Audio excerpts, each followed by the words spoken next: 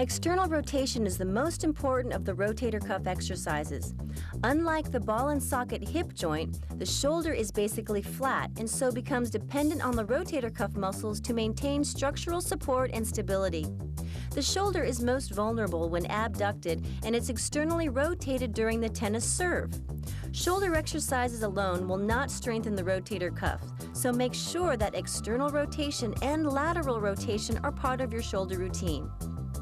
The side-lying lateral raise does a better job of isolating the rotator cuff than the normal standing lateral shoulder raise.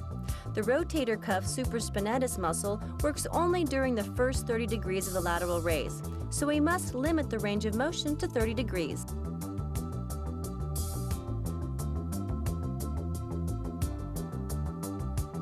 Strong delts and rear delts are also essential. Penn State University increased the average serving speed of its women's tennis team from 70 to close to 100 miles per hour through a shoulder exercise program. Wow! So be sure and do your shoulder exercises if you want to improve your tennis serve too. Upper body muscle speed and leg power are the focus of the plyometric exercises for the tennis serve. Did you know that osteoporosis is a major health problem for Americans, especially women? But some recent data shows that a significant and growing number of men are affected. Osteoporosis is dependent on the amount of peak bone mass and the rate of bone loss. So when you're young, be sure and exercise and consume adequate calcium to build bone mass. As you get older, to slow the rate of bone loss, be sure and participate in strength training and consume 1,000 to 1,500 milligrams of calcium a day. Strength training means weight training. Walking and other forms of aerobic exercise are not a substitute for strength training. Be sure and check out our Flex Appeal segments for kids and seniors. Most seniors and many others with an insufficient dietary intake of calcium will need calcium supplements of at least 500 milligrams. But be aware that not all calcium supplements are created equal.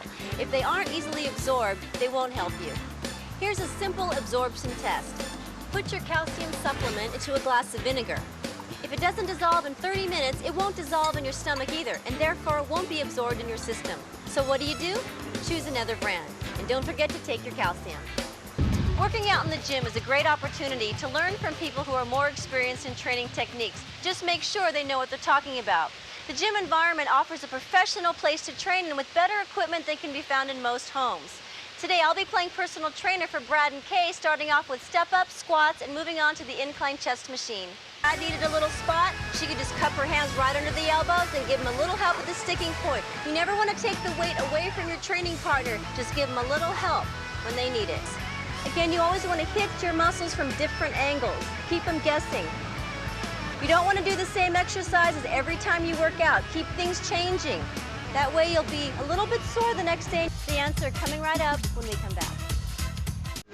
Time's up. Fizzle, your clothes will fit better. The benefits of being fit sounds like a good excuse to go clothes shopping to me.